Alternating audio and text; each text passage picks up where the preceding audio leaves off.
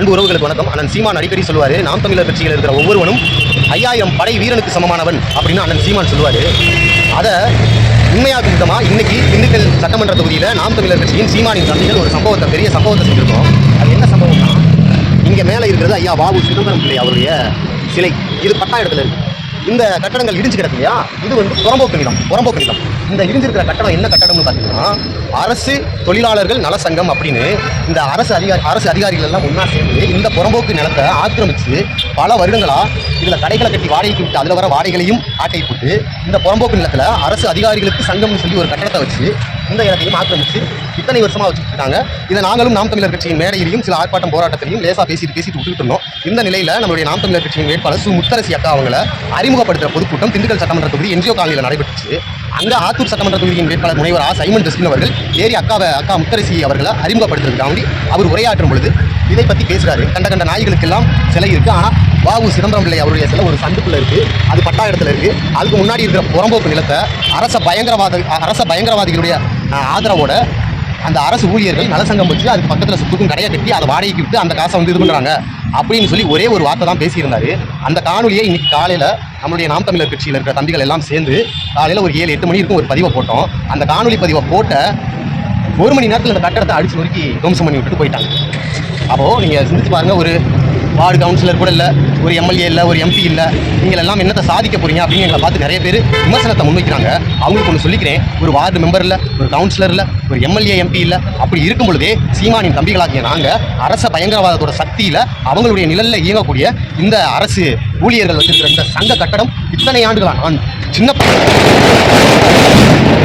நான் சின்ன பையன்லேருந்து இந்த கட்டடத்தை பார்த்துட்டு இருக்கேன். அப்படி இருக்கக்கூடிய இந்த கட்டடத்தை இன்னைக்கு முளைச்சி வந்த எங்களால் இந்த கட்டடத்தையும் அவங்க ஆக்கிரமிச்சு கடகட்டி அதில் வசூல் பண்ணிட்டு இருந்த வாடகை கட்டடங்களையும் இடிக்க வைக்க எங்களால் முடியுது அப்படின்னா, ஒரு எம்எல்ஏ எம்பி, ஒரு வார்டு மெம்பர், ஒரு கவுன்சிலர் கூட இல்லாத நாங்கள் இதை இடிக்க வைக்க முடியுது அப்படின்னா, எங்களுடைய நாம் தமிழர் கட்சியில் 2026 சட்டமன்ற தேர்தலில் போட்டியிடக்கூடிய ஏதாவது ஒரு வேட்பாளர் ஏதாவது ஒரு மூலையில் வெற்றி பெற்று சட்டமன்றத்துக்குள்ள கால் எடுத்து வச்சாங்க அப்படின்னா இன்னும் எங்களால் எதையெல்லாம் சாதிக்க முடியும் அப்படின்றத சிந்திச்சு பாருங்க. இவங்க சின்ன பசங்க, சின்ன கட்சி, இவங்களால ஒன்றும் செய்ய முடியாது அப்படின்னு மட்டும் நீங்கள் நினைக்காதீங்க. அண்ணன் சீமான் சொன்ன மாதிரி நாம் தமிழர் கட்சியில் இருக்கிற ஒவ்வொரு தம்பியும் 5000 படை வீரனுக்கு சமமானது. அதுக்கு சான்றா இன்னைக்கு இந்த சம்பவத்தை நாங்கள் செஞ்சு காட்டியிருக்கோம். இன்னும் திண்டுக்கல் மாவட்டத்தில், திண்டுக்கல் சட்டமன்ற தொகுதிக்குள்ள, திண்டுக்கல் மாநகராட்சிக்குள்ள எங்கெல்லாம் இது மாதிரி ஆக்கிரமிப்பு இருக்கோ அதை பூரா ஒன்னொன்னா நாங்கள் கையில் எடுத்து பண்ணுவோம். ஆமாம், கண்டிப்பாக வரோம் ஊரூரா வரமா.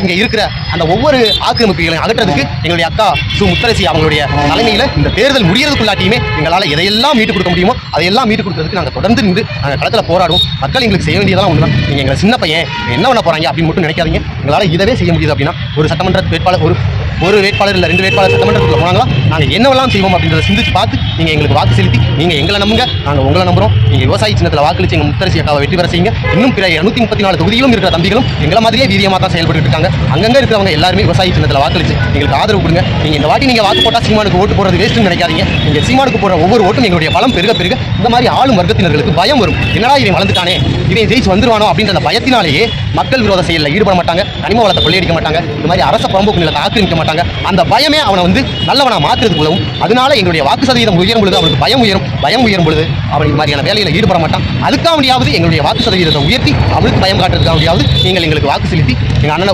எங்களுடைய வாக்கு சதவீதத்தை உயர்த்துறதுக்கு நீங்கள் எங்களுக்கு உதவுனீங்க அப்படின்னா, நீங்கள் எங்களுக்கு ஒருபடி உதவுனீங்க அப்படின்னா நாங்கள் உங்களுக்கு 100 படி உதவுவோம். நாங்கள் உங்களோட இருக்கிறோம். எங்களை நம்புங்க. நாம் தமிழர் கட்சியின் பிள்ளைகளை நம்புங்க. 234 சட்டமன்ற தொகுதியிலும் ஒவ்வொரு நாம் தமிழர் கட்சியின் வேட்பாளருக்கும் ஒவ்வொரு வீட்டில் இருந்தும் ஒரு ஓட்டையாவது போடுங்க. அதன் மூலம் நாங்கள் கொஞ்சம் எங்களுடைய சதவீதத்தை கூட்டிட்டோம்னா அவங்களுக்கு பயத்தை ஏற்படுத்துவோம். அந்த பயம் அவனை நல்லது செய்ய வைக்கும். நாங்கள் வெற்றி பெறுறோமோ வெற்றி பெறலையோ, முதலமைச்சர் ஆகுறோமோ ஆகலையோ, அதெல்லாம் தேவையில்லை. அவனை பயமுறுத்துறதுக்காக நீங்கள் எங்களுக்கு ஓட்டு போடுங்க. நாங்கள் மக்கள் கூட எப்பவுமே நிற்போம். இது இப்போ இதை பண்ணின மாதிரி நாங்கள் இன்னமும் திண்டுக்கல் தொகுதியில் எங்கெல்லாம் இருப்போம் அந்த இடத்தையெல்லாம் மீட்டு தரோம். கண்டிப்பாக தொடர்ந்து நாங்கள் எங்களுடைய திண்டுக்கல் சட்டமன்ற தொகுதியின் வேட்பாளர் அக்கா சு முத்தரசி அவர்களின் தலைமையில் இன்னும் இருக்கிற இந்த புறம்போக்கு நிலத்தையெல்லாம் மீட்கிறதுக்கு என்ன வேலையோ அதற்கான தரவுகளை திரட்டுற வேலையிலையும் அதற்கான ஆதாரங்களை திரட்டுற வேலையிலையும் தம்பிகள் அவங்க ஊரில் இருந்து அந்தந்த வேலைகளை துரிதமாக பார்த்துட்டு இருக்கிறோம். இந்த நேரத்தில் இவனை ஏறி அடிக்கணும் அப்படின்னு நாங்கள் முடிவு பண்ணிட்டோம். இந்த அரசியல் பயங்கரவாதத்தால் திண்டுக்கல்ல இன்னும் என்னென்ன அட்டுழியங்கள்லாம் நடந்திருக்கோ அதையெல்லாம் மீட்டு நாங்கள் மக்களோட நிற்போம். மக்கள் நீங்கள் எங்களை நம்புங்க. நாங்கள் முழுசாக மக்களை நம்பி தொடர்ந்து தேர்தலில் நிற்கிறோம். தோல்விட்டுட்டே இருக்கும். அந்த தோல்வியுற்றாலும் பரவாயில்லை, எங்களுடைய சதவீதத்தை உயர்த்துறதுக்காக முடியாது நீங்கள் எங்களுக்கு வாக்கு செலுத்தினீங்க அப்படின்னா இது மாதிரியான வேலைகள்ல இருந்து சுத்தமாக நாங்கள் மீட்டு கொடுப்போம். இந்த மண்ணையும் மக்களையும் மீட்டு கொடுப்போம். இந்த மாதிரி அரச பயங்கரவாதிகளால் நடத்திய அத்தனை செயல்களையும் தட்டிக்கேட்டு எங்களால் மீட்டு கொடுக்க முடியும். மீட்டு கொடுக்க தெம்பும் திராணியும் எங்ககிட்ட இருக்குது, உண்மையும் நேர்மையும் எங்ககிட்ட இருக்குது. அதனால் நாங்கள் அதை செய்வோம். நம்பி எங்களுக்கு வாக்குறீங்க. நன்றி, வணக்கம். நான் பண்ணுறேன்.